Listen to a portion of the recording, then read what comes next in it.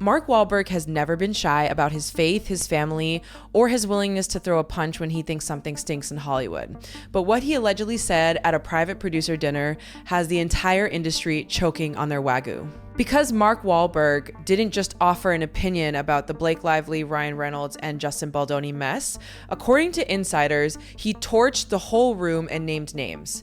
And now the story everyone thought was already at peak insanity just got a whole lot more radioactive. Before we get into the details, make sure you hit that subscribe button on Pretty Loud so you never miss these breakdowns. So here's what we know. Mark Wahlberg walked into a dinner full of producers, studio executives, and a few very nervous publicists, and he did not hold back. He allegedly described what happened to Justin Baldoni on It Ends With Us as, quote, the most outrageous hijack I've ever witnessed. And this is Mark Wahlberg. He has worked in this industry for over 3 decades. He has seen diva meltdowns, directors getting fired, stars stealing scripts, agents sabotaging their own clients. So for him to say this is the worst hijack he has ever seen, that's not a casual comment. That's a man with a very long memory and a very specific set of grievances. And from what insiders are saying, Mark Wahlberg didn't just stop at the word hijack. He allegedly leaned into the whole sordid timeline. He talked about how Blake Lively, an actress hired to play the lead, ended up with enough power to apparently push Justin Baldoni out of the editing process of a movie he directed and produced. He talked about how Ryan Reynolds, who was not in the movie, somehow became a central figure in the creative fight. And then this is the part that made people at the dinner go silent. Mark Wahlberg allegedly said he's ready to hand over every email, every text, every studio memo he can get his hands on to make sure Justin Baldoni doesn't get buried. He said he won't let them bury another filmmaker. And according to one person who was there, after that line, nobody touched their drink for a solid 10 seconds. This wasn't Mark Wahlberg doing some random soundbite. This was Mark Wahlberg declaring war on the most powerful couple in Hollywood. Now, to understand why Mark Wahlberg is this heated, you have to go back a bit. This isn't some random celebrity jumping on a trending topic because he wants attention. Friends of Mark Wahlberg say he was already giving Justin Baldoni advice on distribution strategy when the rough cut drama started last fall. That means Mark Wahlberg had direct knowledge of what was happening behind the scenes before the public even knew there was a problem. He wasn't reading about it on Dumois. He was talking to Justin Baldoni about the actual mechanics of releasing the film. And when the allegations from Blake Lively dropped in December, alleging harassment and a smear campaign, Mark Wahlberg apparently didn't believe the official narrative for 1 second. Because he had already seen the other side, he had already heard about the alleged ambush at the Reynolds penthouse in Manhattan where Ryan Reynolds supposedly berated Justin Baldoni so badly that a Sony representative later described the meeting as nasty. That word nasty keeps coming up, and it's not from random internet trolls. It's from people who were allegedly in the room. Mark Wahlberg heard those stories months ago, and he's been quietly fuming ever since. But the thing that pushed him over the edge, the thing that made him decide to go scorched earth at that private dinner, was a screening he attended about 2 weeks ago. According to insiders, Mark Wahlberg saw a cut of It Ends With Us that was not the version Justin Baldoni directed. And this is where it gets genuinely messy. Scenes had been reshot behind Justin Baldoni's back. The voiceover work had been changed to shift sympathy more toward Blake Lively's character. And the ending had been recut in a way that allegedly made Justin Baldoni's character seem like comic relief. Now, if you've read the book, you know It Ends With Us is a domestic violence story. It's heavy, it's serious, it is not a comedy. So for Mark Wahlberg to watch a version where the male lead is being edited like he's the goofy guy in a rom-com, that would absolutely infuriate a guy like him. He allegedly stormed out of the screening, called Sony executives, and demanded answers. But when the suits acted like they had no idea what he was talking about, Mark Wahlberg said he would kick the doors off the soundstage.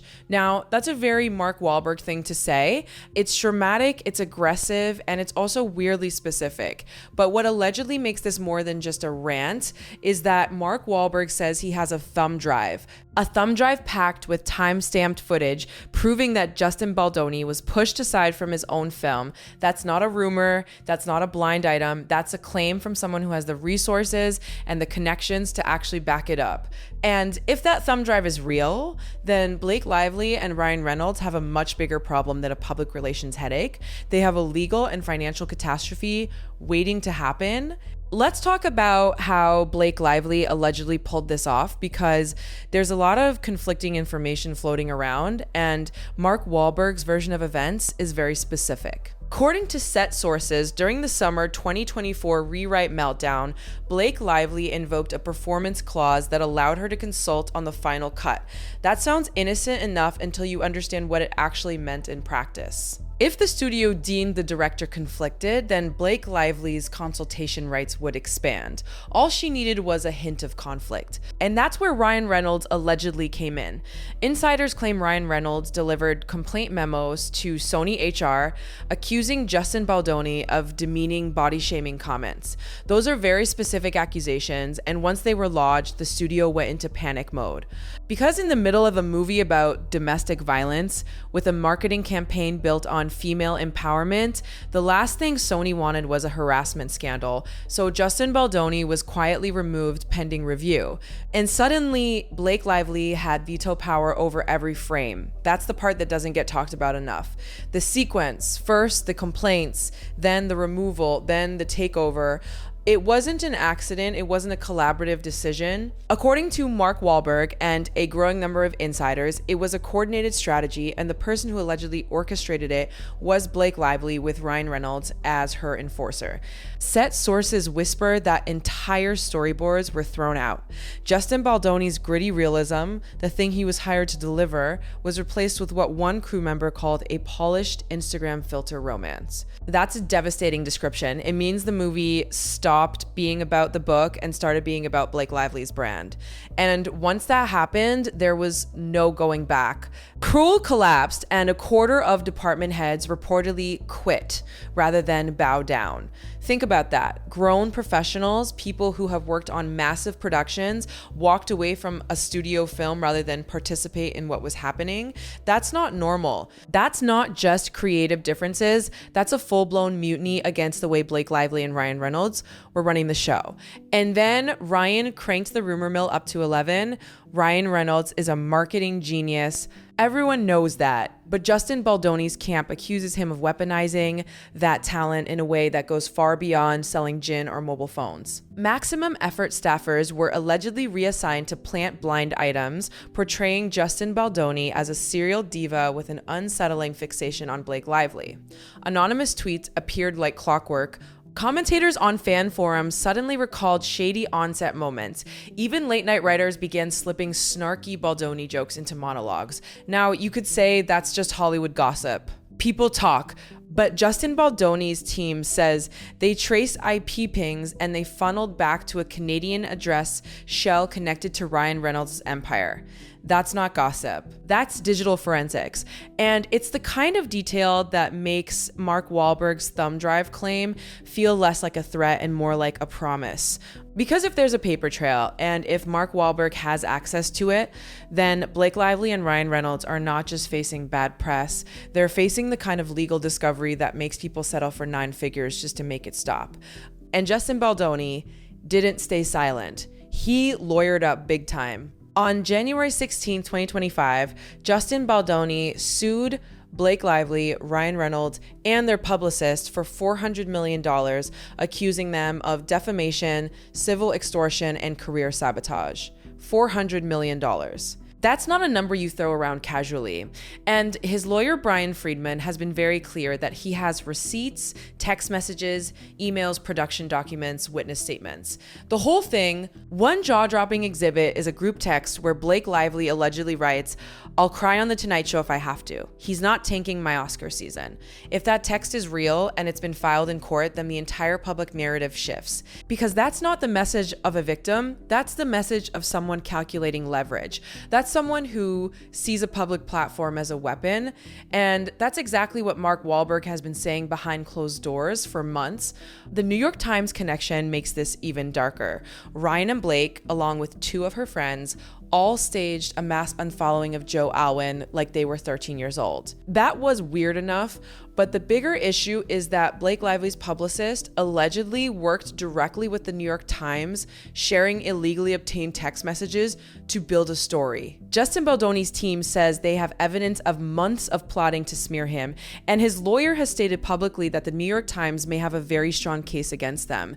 That's not just a celebrity feud anymore, that's a media integrity scandal. And Mark Wahlberg, who has never trusted the press, is loving every second of it. Now let's talk about the fallout, because it's not just happening in courtrooms, it's happening everywhere. When Mark Wahlberg decides you're guilty, he doesn't tweet about it, he calls people. Within 48 hours of his meltdown at that producer dinner, agents at CAA, WME, and UTA were forwarding leaked Sony memos detailing how the studio formally granted Blake Lively supervisory rights over the cut. A Sony VP allegedly wrote Blake's cut may test screen in an email that is now spreading like wildfire. Mark Wahlberg personally called Netflix, Disney, and Paramount executives, warning that partnering with the Reynolds Lively cartel is radioactive.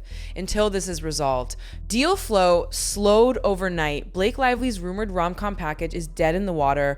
Ryan Reynolds' cameo in a Deadpool spinoff is suddenly on pause while Marvel's legal team monitors the situation. Paul Feig tried to run damage control, praising Blake Lively as a dream collaborator. Mark Wahlberg, according to one producer, shot back, "Dream for who? The person she shoves off the director's chair." That is a direct hit. And it's the kind of line that makes Hollywood people nervous, because it's not just funny, it's true. Sony stock dipped 3 points after leaks of the legal docs. Shareholder activists want an internal ethics inquiry. Fashion houses are nervous about Blake Lively's endorsement deals. Aviation Gin's board, terrified of PR blowback, allegedly urged Ryan Reynolds to settle fast or step back. Meanwhile, Justin Baldoni's nonprofit Wayfair drew a surge of donations. Fans are tagging receipts and standing by Justin. Mark Wahlberg is shopping a docu-series to Prime Video titled Hijacked: When Stars Steal Movies. Episode 1 is rumored to feature that infamous thumb drive, raw and unblurred. If that series gets made, it won't just be a hit, it'll be a cultural event, because people are obsessed with this story. It started as a whisper on TikTok, then exploded into an all-out digital war. Teenagers, 20-something film buffs, and 40-year-old book club moms all united under one banner, Justice for Justin. Within hours of Popcorn Planet dropping the now infamous leaked Wahlberg voice note, the clip tore through the internet. In the recording, Mark Wahlberg explicitly calls out Ryan Reynolds for operating a Black Ops gossip unit designed to destroy Justin Baldoni's reputation. The tone is cold, direct, unforgiving. 10 million streams in under 48 hours. YouTube analysts published sentiment analysis charts showing Justin Baldoni's approval rating skyrocketing, while Blake Lively's dropped like a rock, plummeting past even the lows of her 2023 Met Gala embarrassment. Every leaked email, every time-stamped memo, every emoji was dissected like forensic evidence. One video slowed down a Blake Lively interview frame by frame to catch what they called her liar smirk. Another claimed Ryan Reynolds' tweet cadence mirrored maximum effort copywriting. People weren't just outraged, they were obsessed. And Mark Wahlberg poured gasoline on the fire, liking new Team Baldoni posts, leaving cryptic fire emojis under posts exposing Sony's editing drama, even resharing a fan compilation of Justin Baldoni's emotional "It Ends With Us" scenes from the original cut, not the Lively edit. Then Ryan Reynolds tried to laugh it off with a sarcastic tweet. Big mistake, the internet ratioed him into digital oblivion. Over 150,000 angry replies in 2 hours. Did Blake write this too? One user posted. Yes, you edited the joke just like the movie, another quipped. The momentum isn't just building, it's roaring toward the courthouse like a freight train with no brakes, and Blake and Ryan are tied to the tracks. The real storm begins on June 9th when the courtroom gavel drops on what could become one of the most disruptive entertainment lawsuits in years. It's not just about reputations anymore. Mark Wahlberg's legal team is gunning for total exposure.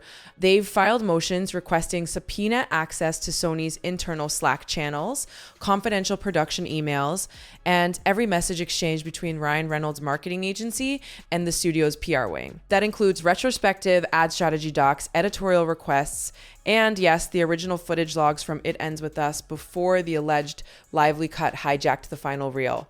If the judge greenlights it, Hollywood's dirty laundry won't just get aired. It'll be destroyed under a spotlight. Studio chiefs are worrying behind the scenes. This isn't just about Blake Lively or Justin Baldoni anymore. It's about how much unchecked power stars actually hold when they're allowed to blur the line between acting and production control. Executives are whispering that this case could redefine the modern actor-director relationship, with some even warning it may force a rewrite of A-list contract templates industry-wide. And the Directors Guild is watching every move like hawks. Sources close to the Guild say a contingency motion is already being drafted, a clause that would guarantee directors final cut protections in projects where the lead actor also holds a producer title. And guess who's being cited as the catalyst for that change? Blake Lively. The pressure is so high that even Sony's board of directors is reportedly split. Half want to dig in and fight alongside Ryan Reynolds and Blake Lively. The other half is terrified. They know that if this lawsuit drags into July when Sony's annual shareholder meeting hits, the fallout could trigger investor rebellion, force public disclosures, or worse, open the floodgates to civil suits from other filmmakers who were silenced or strong-armed in the past. One exec allegedly told Mark Wahlberg in a closed-door phone call, "We need this settled quietly, quickly, before you take us all down with them." But Mark Wahlberg is not blinking. According to insiders, he told friends plainly, "I don't care who burns, I'll spend whatever it takes. No more bullies in my business." That's not just a warning, that's a declaration of war. And if Blake Lively and Ryan Reynolds thought they could charm, deflect, or meme their way out of this, they're in for a harsh awakening. Because Mark Wahlberg isn't a gossip rag, he's a wrecking ball with receipts. And what happens after June 9th could reshape everything we thought we knew about Hollywood power. Mark Wahlberg walked into a dinner and flipped Hollywood's table. Now Blake Lively and Ryan Reynolds face a courtroom inferno, a collapsing PR wall, and a public revolt all at once because one powerhouse decided their alleged ambush of Justin Baldoni couldn't stand. Depositions are weeks away, and every executive in town is bracing for emails, contracts, and late-night DMs to explode across the docket. Mark Wahlberg swears he's only getting warmed up. If he delivers on that promise, It Ends With Us might end a lot more than a single love story. It could end the era where superstardom steamrolls a director's vision without consequence. And for Justin Baldoni, who has been fighting this battle largely alone, Mark Wahlberg's entrance into the fight might be the one thing that finally levels the playing field. Because now it's not just a director with receipts against a power couple with a PR machine. It's a director with receipts plus one of the most connected, most stubborn, and most unpredictable stars in Hollywood. And Mark Wahlberg has made it very clear he's not going anywhere. He has the thumb drive, he has the phone numbers, and he has absolutely nothing to lose. So keep your eyes on June 9th. That's when the real show begins.